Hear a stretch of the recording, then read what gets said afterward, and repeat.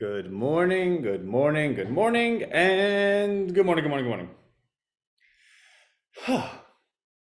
So, I am exactly on time today, which I gotta tell you. So, Rhino's been going since 2017. I think I've been hosting live calls since 2019, and I had never been late. Now, never is hyperbolic, right? So I've been late 5 seconds or 7 seconds or numbers like that. I remember one time I was late 7 minutes and one of our rhinos called me. Are you okay? I'm like, yeah, I'm just late. And they go, I don't mean to be like weird. You're just never this late. So it made me worried. And I appreciated that. In fact, one would say, "Oh, that sounds like a crazy ex-girlfriend." No, it was just one of our rhinos, and they knew me well enough to have my phone number, and they knew my behavior well enough that they called, um, which was really really cool. Like that was something that I remember at that time I was working with Ricky Mateka, and he was like, "Oh my God, that's crazy. See, that's why you can't give people your number." And I said the exact opposite. It's always nice to be important to someone, right? Like there's a saying, somebody is thinking about you right now that you don't know is thinking about you. And I think that's completely true. The point being, I've always been on time. Over the course of the last couple of months, I have seen that erode. And it's funny how when you see things erode, they become the new normal. So for instance, even today, right? So I'm like, okay, I gotta be on at 10:30. It's 10:27, and I'm brushing my teeth kind of slowly. Now, mind you, I've brushed my teeth already when I woke up I got up late today, like 5:42, I think. So I actually really slept in, but I was watching a movie with a friend last night, which is why I'm like literally the least cool person. I actually watched a movie with a friend last night. By the way, 13 hours. If you've never seen it, it's about Benghazi, what our armed forces went through. And I'm not making a political statement, but if President Trump was president during Benghazi, I can promise you 13 hours would not be a movie. It would be 5 minutes and it wouldn't be worthy of a movie. That's all I'm saying. It got me so mad at what our armed forces had to go through with no support anywhere. It was like the Battle of the Alamo. But anyway, so I'm so uncool that I got. So it was a friend. She lives down a couple of doors down, and she wasn't feeling well. You want to come watch a movie? Cool. And I'm talking like separate sides of the couch, right? Like she ordered food and I brought yogurt with granola that I'm eating. Like it was like more of like a slumber party without this. What do you call it when kids hang out? Like a play date, right? Without the date part, whatever. The point being, after the movie's over, good night, see you later. I walk into my apartment at like I think 9:32 p.m. and I'm like, oh my God, I'm so far past my bedtime. And I took a sleeping pill just because I at that point I'm like, I want to get a real night's sleep. Like I need sleep. So I got a good 9 hours. So I started late today. But anyway, that's the point. I brushed my teeth earlier today. But anyway, getting back to the point of what I was saying, and I think people can become quite complacent when it's tolerated their derosion. And I don't think that's okay. And I think not only does that need to be spoken out loud, but you need to be held self-accountable. So today, even though I was brushing my teeth at say 10:27 a.m., I was like, no, I don't care. I don't care if I don't brush all of them. I don't care if 10 fall out. I'm pressing that button exactly 10:30 a.m. because I want to say this and I need to be able to lead by example, or at least be self-accountable by example, right? So that's kind of my commitment that we're going to get back to 10:30 means 10:30. That being said, welcome and good morning, right? Okay. So some updates. So actually yesterday's call went quite well. I always think every call went well, but I'm the least qualified person to know if our call went well, because you got to remember, I also edit all of our videos quite regularly, which means I host the call and then I spend an hour or two on an average day, well, an hour maybe every other day, right? Watching my video and then deleting blank space, or deleting me saying or deleting me like using chapstick, or deleting me going like clearing my throat, stuff like that. Which means all day, all I do is watch myself. I think to myself because there's no one here to talk to. I have two cats, but they're really rude. When you're inventing something, it's not like you could really ask someone, hey, how did you do it, right? I.e., invention. I have a team, which, as much as I call team members, still will treat me like a boss, which is a good thing, right? You should, in any good relationship, you should always be treated with the respect that you've earned without ever having to demand it. I think that's, I just made that up, but that sounds really like it makes sense. So my team will always treat me with a certain amount of deference, which means out of 10 things that I might be doing wrong, they might admit to 3 of them, right? And that's okay. Like, that's just the way life is. I have our investors and our rhinos who I've done a really good job of allowing everyone to feel quite comfortable to be quite honest. But still, that kind of falls in a team member thing. I have 10 things I do wrong. Maybe our investors will tell me 7 or 8 of them. So I'm always in this echo chamber of just me, which means I operate under the presumption that I'm doing well because I think I'm doing well. Therefore, that's what I do. Point being, oh, okay, that was the point. So I think every call goes well.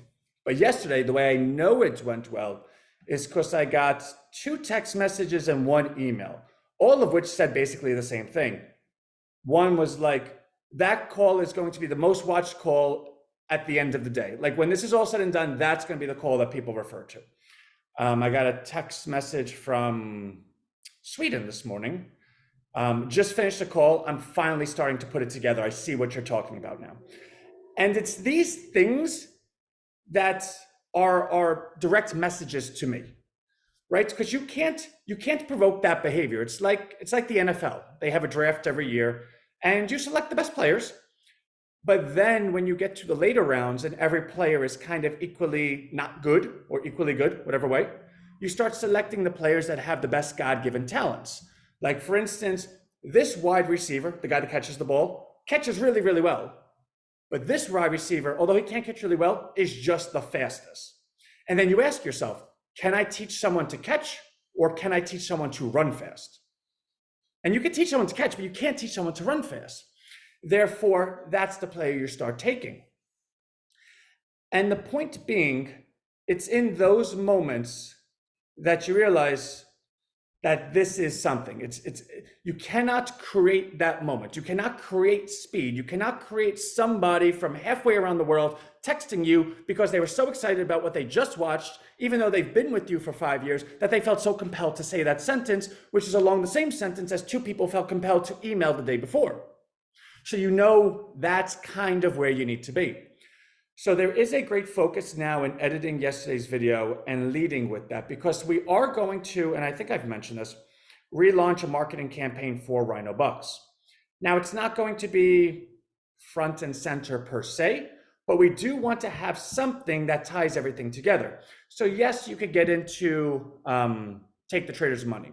Yes, you could get into TED and participate and have a TED, etc. But for the individual that says, okay, I have those products, or I don't have those products, or I want those products, or I don't want those products, but I see what they're doing. I see how this makes sense. I see how that patent is worth something. I see that the money's coming in over here. I see the conversion levels. I see that this is a very, very clean, organized machine. They have this platform. They have that platform. Both of them are leading forward. Both of them are cash generating. I see that the money from them is going to this. Therefore, if I own some of this, I participate with the growth of what's going on. And if I believe what they're doing is correct, then this is how I prosper. I can be an equity owner of this company. Okay. That's what Rhino Bucks needs to do. That's what Rhino Bucks was always intended to do. The difficulty with Rhino Bucks, and actually I say difficulty despite our success, because if you really go back into the Wayback Machine, actually you can really go back to like the present day machine, those that are participants in the Rhino Bucks weekly plan are actually investing a weekly amount into a token that's completely dependent on the belief of the company moving forward, which doesn't seem so crazy today. But think about those. Rhino Bucks has been a weekly plan since since October 2021. Where were we? I don't know. How many months ago was that? No, 22. So that was what, like 14 months ago? Right? 14, yeah, 14 months ago. Where were we then? TED didn't even exist. A patent didn't even exist. Take the Traders Way didn't even exist. These things did not exist. The only thing that existed was me, right? And of course, we had the ideas and the vision that allowed, okay, I see this domino, and I suspect the last domino will be some kind of evolution of it, but I don't know the last domino. I just trust that if I hit this domino, this one, then this one, then this one, then this one, and then that one, which I can't really see, will fall. And if I believe that, then I feel good. Okay, that takes a lot of, and don't hold me to this quote. It's one of my favorite movies of all time, Glenn Ross, where Alec Baldwin walks into the boardroom of the real estate office, and you have all of the real estate members complaining that they're not making their numbers because the economy's tough, this is tough, that's tough. And Alec Baldwin takes out two metal balls on a rope. And it just goes, it takes brass balls to sell real estate, and you guys don't have it. The point being, what it takes for someone to be a participant in a weekly plan such as that long ago, you got to remember, what happened to FTX during that? Sam Bankman, you had the second largest crypto exchange go belly up. In fact, you have Binance that just admitted to so much fraud, and there was conversation that they might be kicked out of the US. That's the platform we use, right? Like there's so many different hurdles along the way that you had to have brass balls to do. And I've never, ever, ever, anyone that knows me will tell you, ever took that for granted, right? Like that's what I live with every day. There's a lot of things I live with every day, but I can promise you, this is, like I said, I have 3 children, Christian, Amaris, Rhino. I really mean that.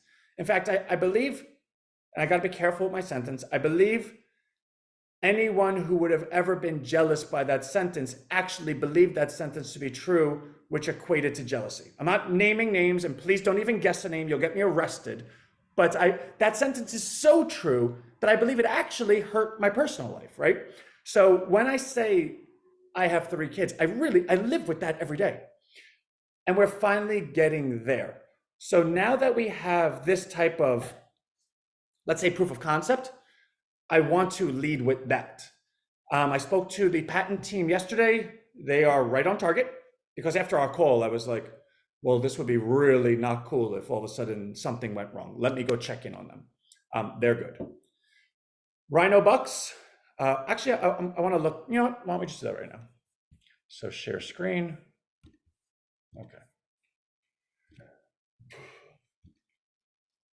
So I do want to make a distinction of something really, really quickly. So what you can see here is well, actually, you know what?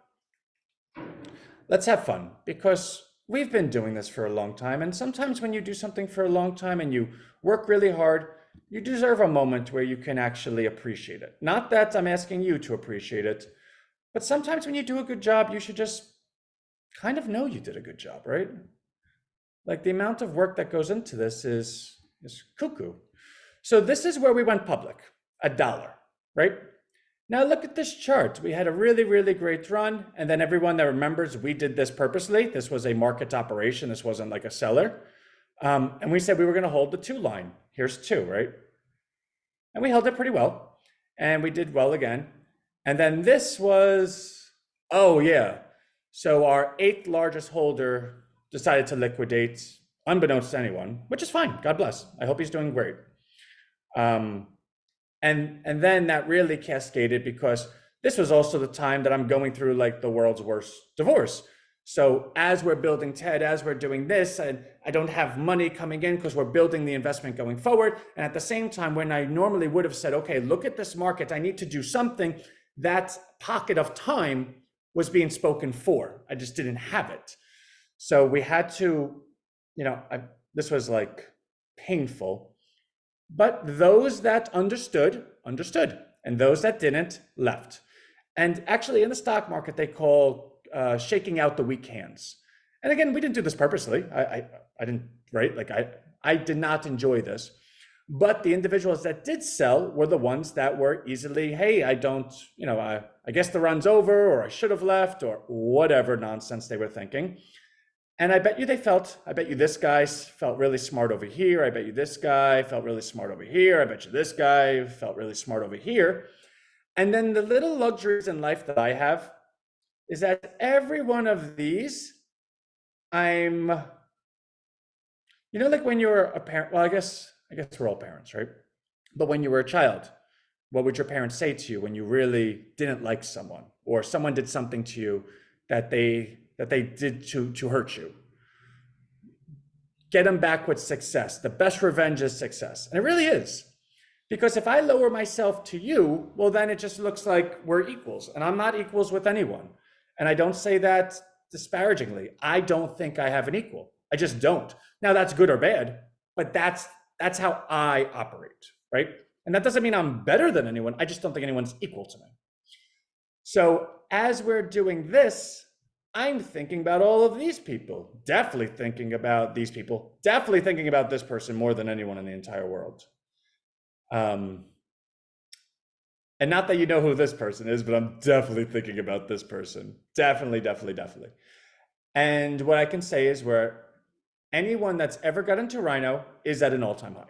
Now you're going to say to me, well, Ant, I get it, and you're taking a bit of a victory lap, but I don't want to be the bearer of bad news. This is not an all-time high. This is an all-time high. You know how I know that, Anthony?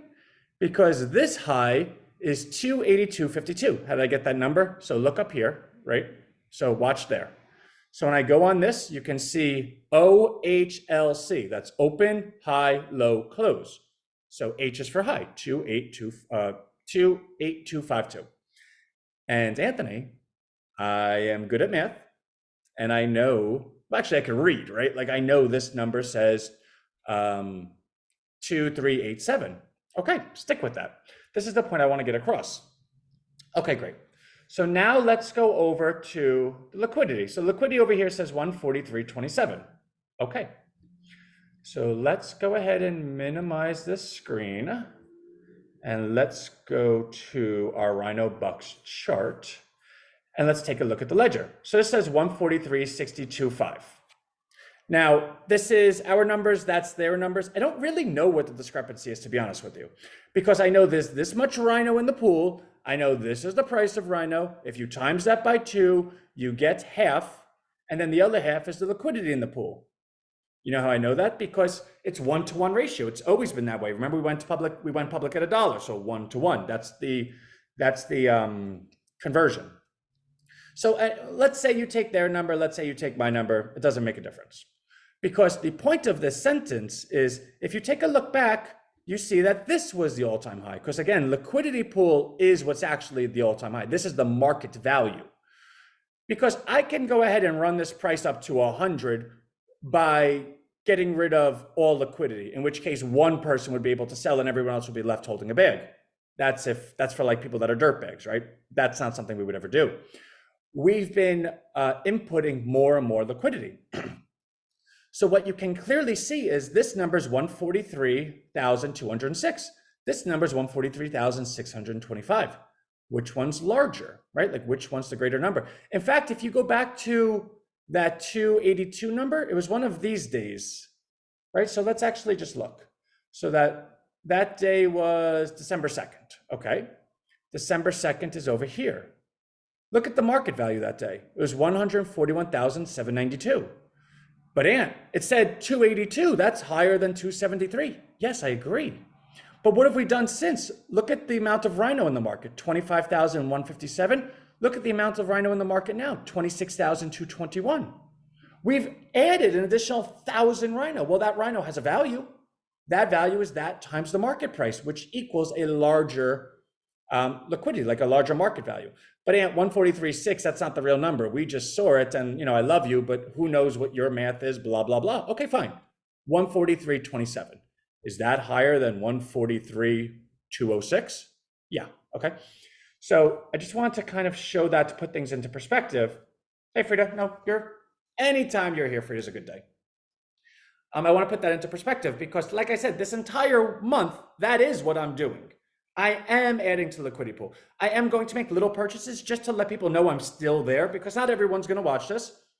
And I can't expect everyone to, right? Like in life, you could play the hand you're dealt or you could play the hand you want. The people that are unsuccessful and mentally incompetent are the ones that play the hand they wish they were dealt. That's not the hand I play. I'm sitting here telling everyone this is what I'm doing.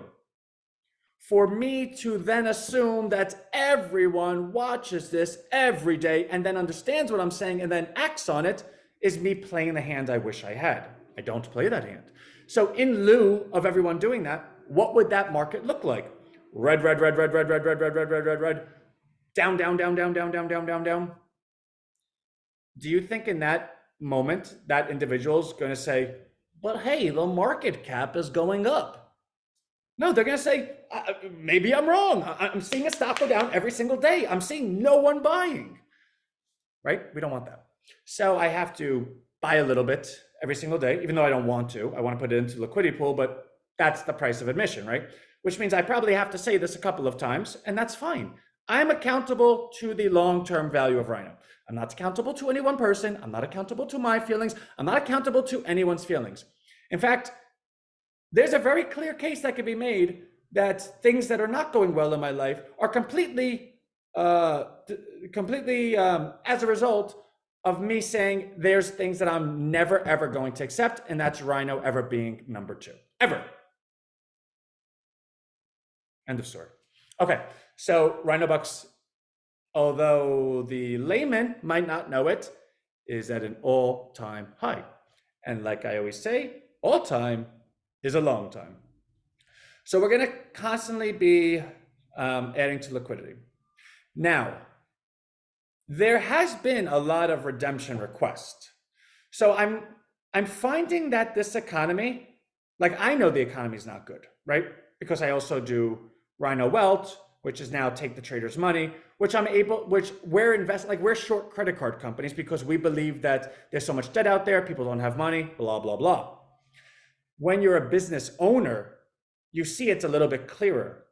Every day I have a new person emailing me saying, hey, listen, I love what you're doing, but I am going to start selling some Rhino. Hey, I love what you're doing, but I need to see if I could get back some of my equity. Hey, blah, blah, blah. In which case, we've always committed that we will honor redemption request. Give us 30 days and we'll see where we are.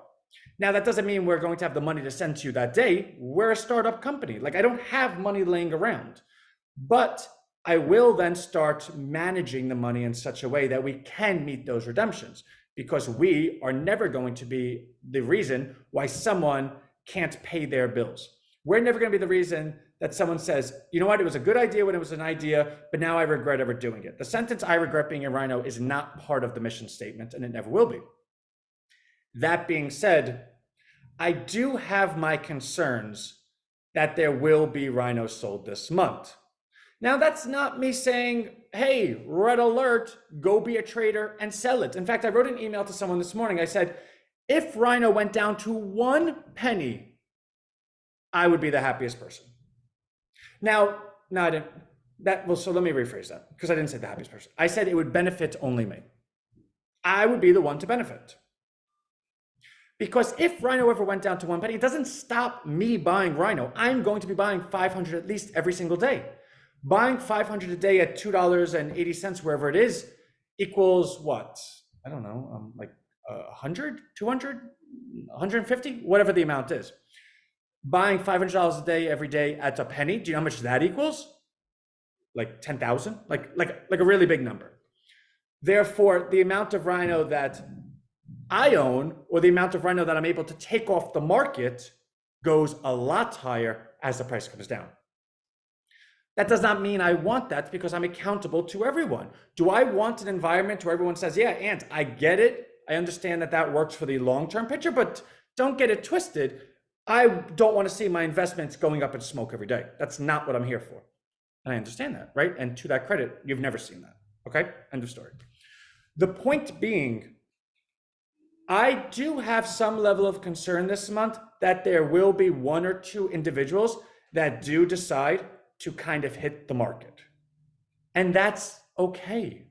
That's what Rhino's for. Our number one goal has always been to make sure that anyone that has money in can get money out.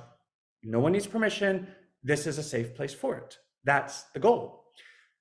That being said, I do also want to preface by saying, if somebody sees that, or if that comes to fruition, I don't want anyone to say, oh my God, nobody saw that coming. And if Anthony saw it coming, he's always honest. He would have said it. He didn't say it. Therefore, he's either dishonest by holding it back, or he's ignorant to it ever happening. No, I'm saying it right now. In the event that ever were to happen, again, there's no guarantee. I don't know what's going to happen. I'm just getting the zeitgeist of the people I'm talking to. Everyone needs money. If that were to happen, our behavior wouldn't change. In fact, there would be a really strong consideration on my part to find a way to start upping our behavior, to not only offset what comes down, but to take more off the market. All right, I get that you guys have to sell. Cool, let me just get it, let me get it. Because the less that is in supply equals the more value per individual one that is in supply, right? So if there's 1 million of something and it's worth $1, fine. If now all of a sudden there's only 500,000 of it, well, now it's presumably worth twice, as long as the money's still there, in which case that's what we would be doing. So when you took a look at that market, you can see it went up and then down. When it was there, everyone was like, oh my God, this is the worst news ever. Then it went up and everyone's like, okay, I see it. It never just kept going down. Company didn't stop. There's a difference between a stock that's not working and a company that's not working, right? A stock is dependent on shareholders and what their individual money needs are. A company not working is dependent on what are they doing. In fact, we can make the argument that we are actually at the best position we've ever been. Therefore, for something to go down, okay, fine. Does anyone think that my entire goal in life was dependent on what the price of Rhino was in December 2023? It's like, and that comes off, it almost comes off offensive and disingenuous, but it's really not, and I don't mean it to be. I'm going to be doing Rhino until I die. So if I look back 20 years from now and say, oh, it's now $50 or $100 or that, wherever it is then, and I say, oh, you know what?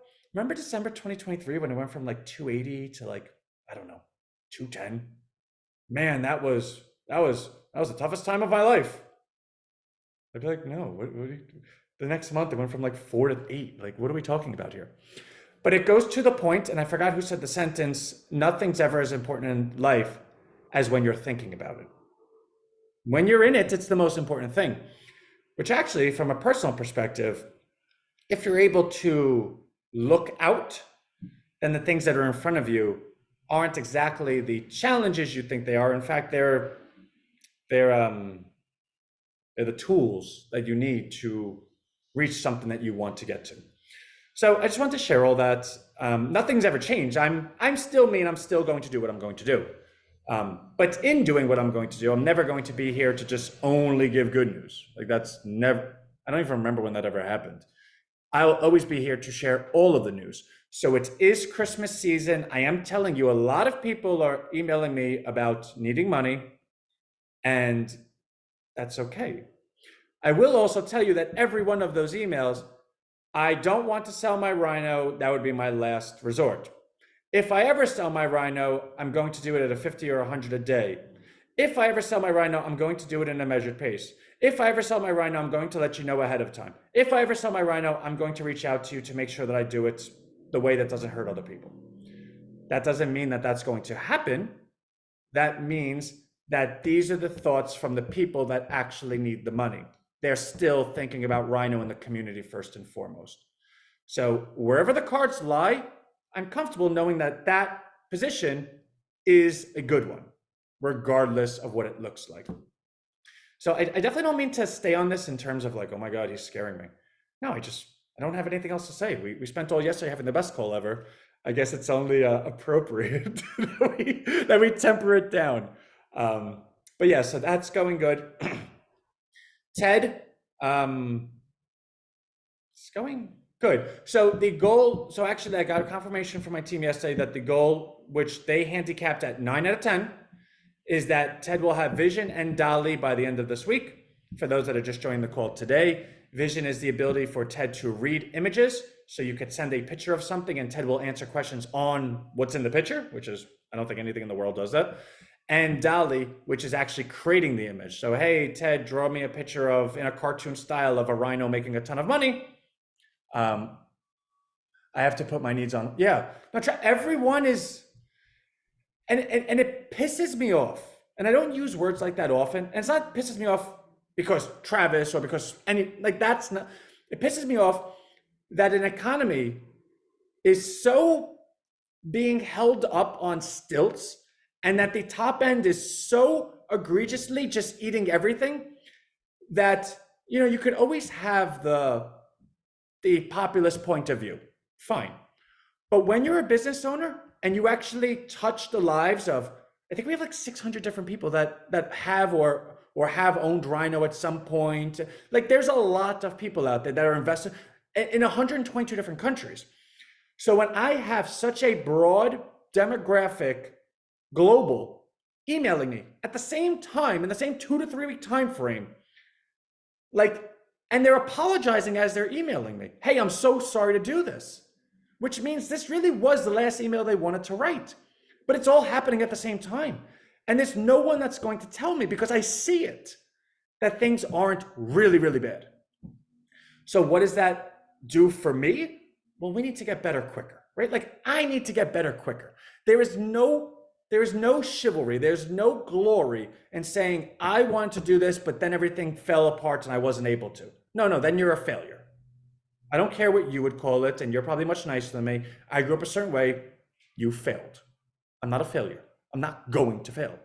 So there's things now I have to do quicker. And every time I get one of those emails, it breaks my heart. I even say in the email, I know this doesn't help you, but we're going to get better quicker. Like just hold on. And that's not just hold on to the coin, right? Like take care of your family. That's what we're here for. I always actually apologize to them. I wish I could do more for you right now. And in fact, someone actually wrote back, you've done enough. Thank you for what you've done. And I'm just sitting there like I'm crying. I'm like, it's not okay. It's not okay. So we're getting better. We're doing it quicker. Just hold on. We see what's happening. We feel good. We're getting to a point. Whatever volatility you see, don't let it scare you. If for whatever reason you were sitting there saying, well, I really need this, and I was planning on taking it a week from now, then I would say take it now, right? Don't. If you were, put it this way, if you were dependent on the price of Rhino in December, take it now. That's not me saying something bad is going to happen. I'm saying only if you're measuring the price of Rhino in December, which means you are looking for immediate flow, then you don't take risk. Again, you have investment money and you have need to live money. Investment money is where you look at a long term. I don't care where anything goes today, tomorrow, this month, next month. I'm investing for next year, the year after. Then you don't do anything. You actually, oh God, I hope this goes down so I can buy more. That's what you do. If you have money that you need to live and you're like, okay, I need this to live. I have it there. I don't know whether to take it out, but I need it. Well, delete this whole conversation. I don't care if Rhino is going up, down, left, right. You take it, right? Like you need it to live. Stop gambling. If you find yourself in a position that you ask yourself, well, Rhino at 280, what's my life look like? Rhino at 250, what's my life look like? If the answer is different at 250, then you need to make decisions. And I'm actually, like I'm saying that out loud, right? So whatever happens, happens. We're going to be there. We're going to do what we do. But I will never have on my, like knowing how many people are emailing me, I can't have him. Like people are going to take care of their families first. Anyone could love me as much as they want. Well, I don't want to do that. But then when they look at their kid not being fed, they're going to say, but I choose my son, right? So again, I'm painting a dire picture because like better safe than, like I'm never going to act in my interests. It's not me. I'm fine with, I filled up this water bottle, like, I don't know, for the last 2 weeks out of my sink. Like, Like that's the way I live, right? So I'll be here, we'll be working, we'll be doing. But I just want to have that conversation today. I gotta find a better way to leave off because that like if I was listening to the conversation, like, oh my God, something crazy is going on. No, I just see how bad it is out there, and it bothers me like viscerally, like it churns my insides. I hate it, and I hate it enough that it then comes into the company where it's like, okay, we need to do better, we need to do quicker, let's go. So put it this way: the more pain you may feel equals the more tenacity that we have. And I don't mean for that to sound like a bumper sticker. In fact, if you just rewound the last 10 minutes, you would say, no, he didn't just say that. He actually described it and then defined it, right? So that's that. Okay, you know what? I love you. Kumbaya. Let me go. I have yesterday's video to edit. I have the Take the Trader's Money videos to edit. I have a preparation for Take the Trader's Money today. I have the doctoral dissertation that I wrote on it that I need to edit to put up. We're going to start marketing for Take the Trader's Money tomorrow evening for next week. Get a full weekend cycle in. I have some stuff offsite that I have to do. Oh, Travis, I'm so sorry. So for those that don't, oh, actually, he's writing that's just me. So that one actually I'll keep to between you and us.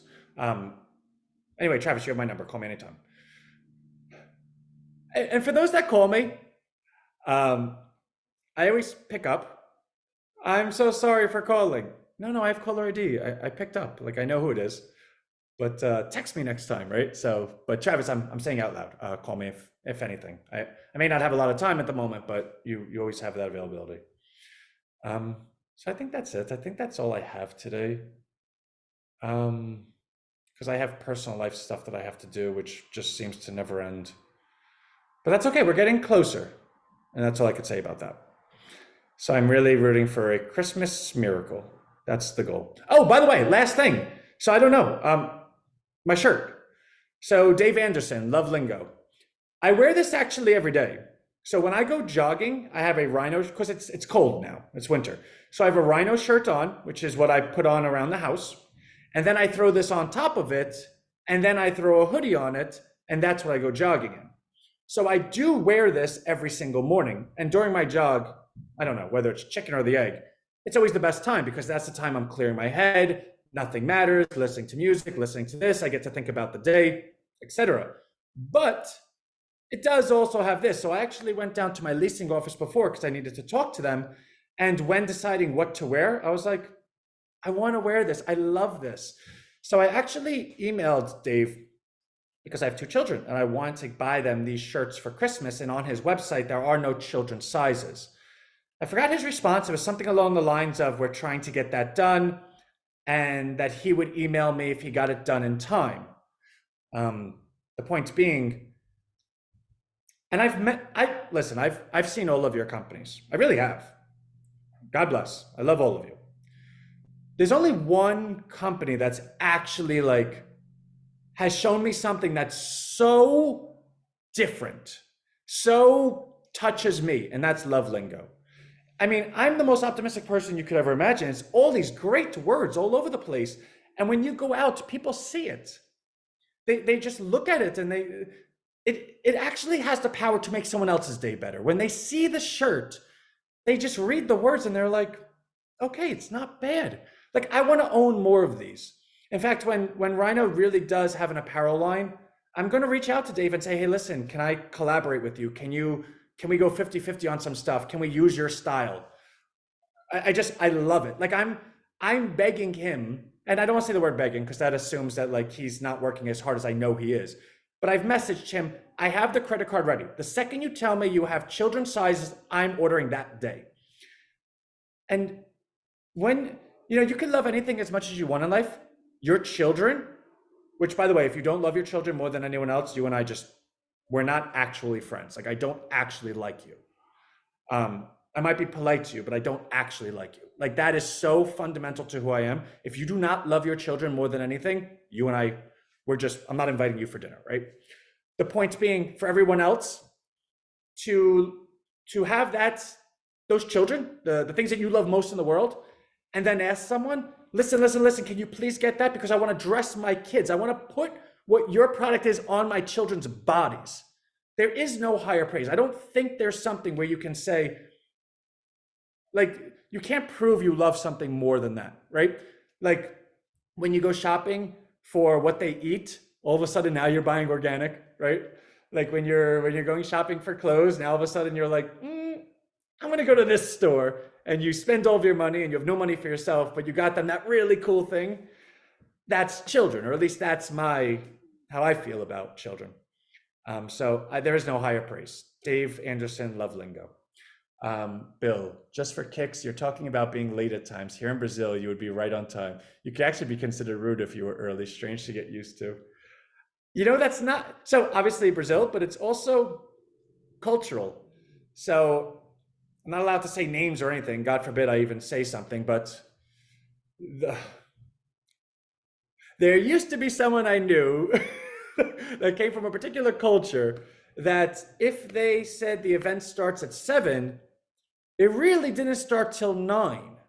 And I'm not being facetious. Like there really is a lag time in a particular culture.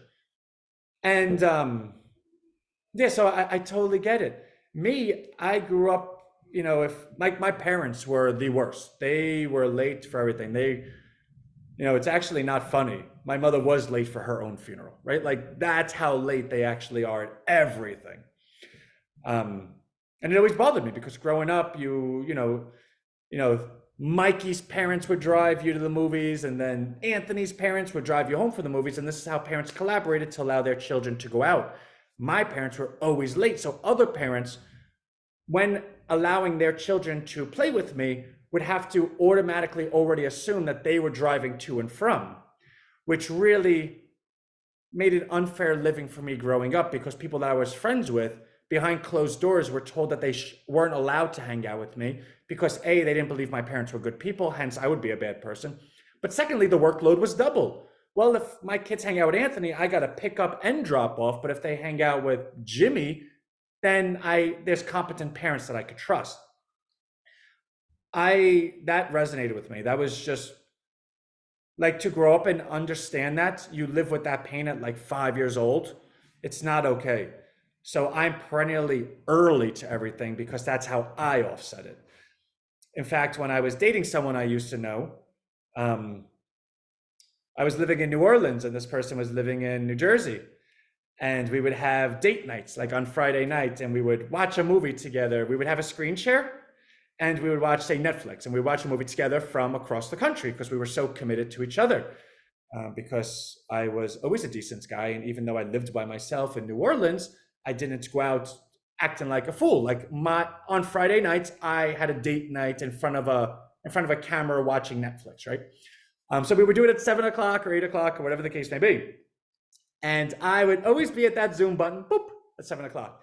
And the first time it happened, this person I used to know showed up at like 7:04 or something. And I said, listen, if you want this to continue, you're going to be on time. I don't know what to tell you. It's just who I am. I'm not waiting. I find it disrespectful. And as long as you can understand that sentence, let's go. Everything's fine. And that person was caught off guard. Like, who are you to talk to me like that? And from that point forward, that person always set their alarm, actually set their alarm to be at that time. So it's actually a bit serendipitous because that's how this conversation started, where I'm talking about how upset I am at myself for being late sometimes. So let's end it there because I'm going over. But in terms of full circle, I think we did it. So Bill, I want to visit you. There's a lot of countries of rhinos I want to visit. But the early part of my life, my best friend growing up was Brazilian, and that was my high school sweetheart. And when you date a Brazilian girl, you like the experience and you kind of have a predisposition to it. And I was lucky enough that, right place, right time. The next 2 girls I dated were also Brazilian. So from the ages of, say, 13 years old, where I became friends with this individual, my high school sweetheart, to, I believe, 25 or 26, like Brazilian women were paramount. So it was always on my to-do list that, one day I need to go to Brazil because God, if I was ever around all Brazilian people, especially Brazilian women, I would be quite happy. So Bill, I if I have to purposely be late, I will offset that with visiting you. All right, I'm really just rambling now. So love you all. I will see you. Will I see you tomorrow?